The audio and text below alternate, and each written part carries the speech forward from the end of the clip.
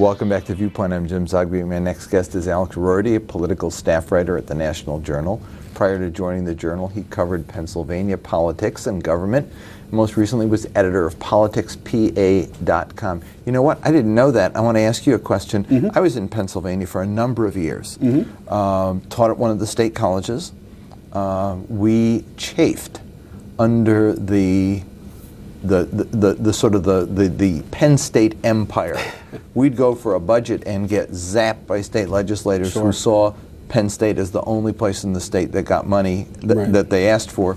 And the guy who came, I would go and testify because I was secretary of the union, but sitting alongside me was Joe Paterno, who was a god in the state. He's gone now. Right. And we saw even riots up in Pennsylvania today over this.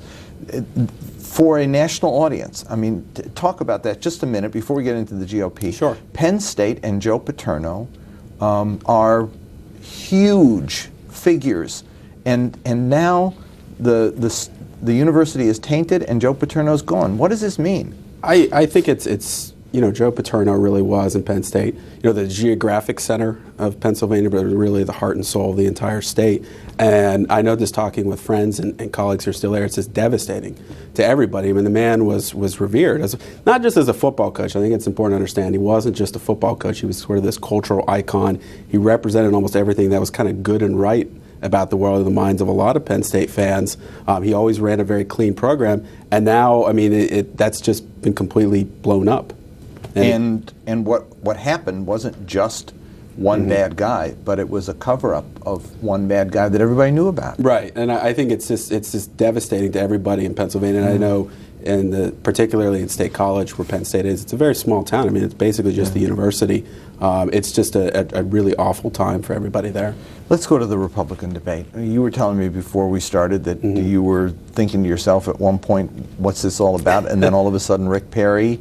And I want to play that because I'm sure it's being played a lot, but I want my viewers overseas to see it.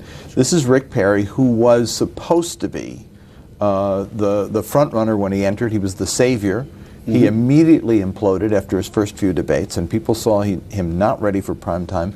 With each debate, the expectations are created. Maybe he'll save himself this time. This one was supposed to focus on economic stuff, and he was thought to get one more chance at doing it. And this is Rick Perry answering a question and getting himself in a huge amount of trouble. Let's watch the tape. And I will tell you, it's three agencies of government when I get there that are gone. Commerce, education, and the, what's the third one there? Let's see. You need five. Oh, five. Okay. So commerce, education, and the EPA? EPA. There you go. No, okay. Let's talk deposition. Seriously? Is EPA the one you were talking about? Or? No, sir. No, sir. We were talking about the agencies of government. EPA needs to be rebuilt. There's no doubt about that. But you can't name the third one? The third agency of government, Yeah. I would do away with the education, the commerce, and let's see. I can't. The third one I can't. Sorry. Oops. It's cringeworthy, isn't it? I mean, you almost feel uncomfortable watching it. Even as an objective journalist, you sit there and your heart kind of goes out to him because it was so awkward, so embarrassing, and it's already immediately kind of considered one of the worst moments in presidential debate history. Yeah, I thought of the Admiral Stansfield. Who am I? Why am I here? Moment. Right. When Ross Perot's running mate back when. Is he cooked? I think he's pretty close. I think he was pretty close even before that debate. The reason people thought he still had a chance is he had about $15 million in the bank, which was the most in the field, and all the other sort of rivals to Mitt Romney, the front runner, didn't have nearly that much money. But this is a guy who, since he kind of soared to the top of the polls initially, has struggled in the debates. And everybody had been looking at this one after a few weeks off. We haven't had a debate in a few weeks, that he could kind of come back and show that he can do this well. And, he had a moment like that, and that's all anybody is talking about today. Herman Cain went into this debate with a lot of pressure because of story after story after story. The entire month of November so far has been characterized by nothing but the story of his sexual advances with women. What was interesting to me was the audience reaction to him. He is supported.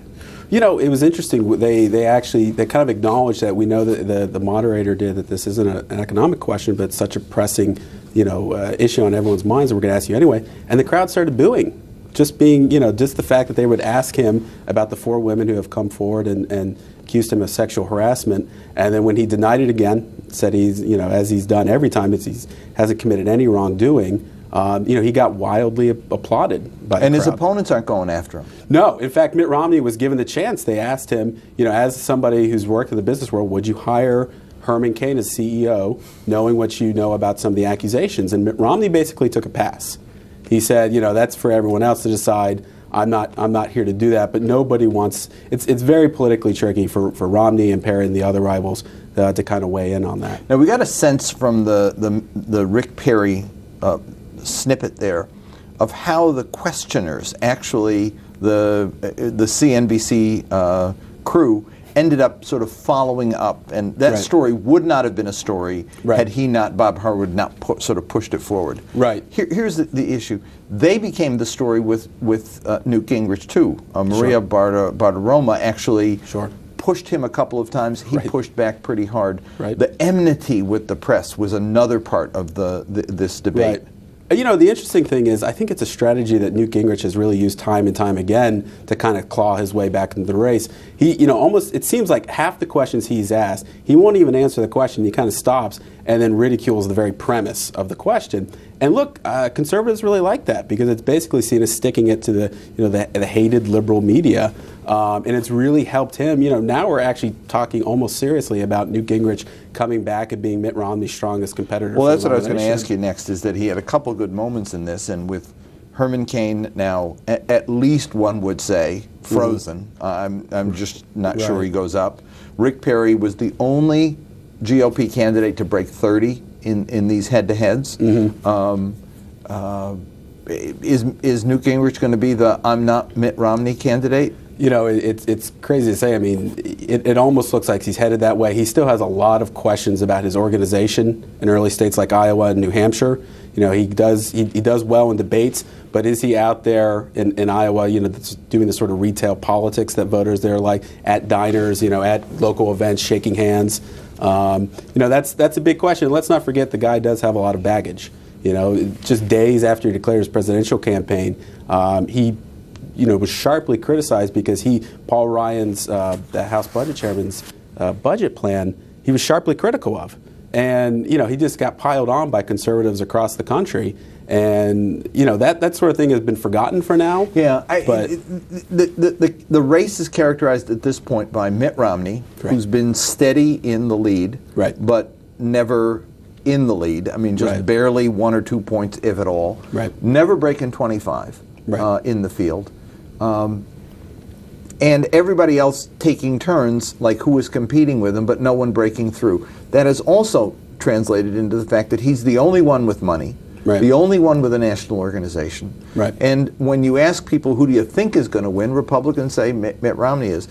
What happens to this contest when the guy who everybody thinks is going to win, but they don't want him, ends up winning? This is a weird contest. This is not George Bush in 2000. Look, Romney has a lot of vulnerabilities with the conservative wing of the Republican Party, and you're absolutely right. That's why he's struggling. Even if everyone thinks he's going to win, he really doesn't crack 25 or 30% in the polls. But here's what Romney has going for him. The moment he secures that GOP nomination, he can go to those conservative voters, those Tea Partiers, and say, hey, look, it's me or Barack Obama. And even if they're not necessarily that enthralled with Mitt Romney, they hate Barack Obama. So, I think it's a strategy that he or whoever the nominee is going to use, and I think it's one that could be effective. Let me take a call from Puerto Rico. Caller, your question. My question is, John Huntsman is running on stealth mode. He'll be collecting. He can be able to collect $500 million on a blink of an eye. He'll be the GOP's candidate for the Republican Party, and I'd like to know what's his effect. Let me ask you about that. John Huntsman has been under the radar the whole time, is probably the smartest guy up there, but has not broken through. Can he, or is it too late? I think it's going to be difficult. I mean, he's been criticized. He's actually almost lectured Republicans about the fact that a lot of them don't think that climate change is occurring or evolution.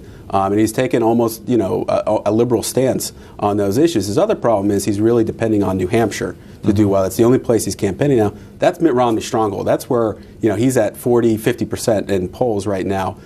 So I wouldn't completely discount him because he does have an impressive resume, but it's a long road to go for him. I have to, before I let you go, I want to ask you about Tuesday in Ohio. The victory for Democrats in Ohio, for unions basically in Ohio. How big was that? Is it being overplayed, or was it a significant statement? I think it was an important victory, especially for the labor movement, which has been beleaguered of late. Sort of overturning the law that restricted collective bargaining rights.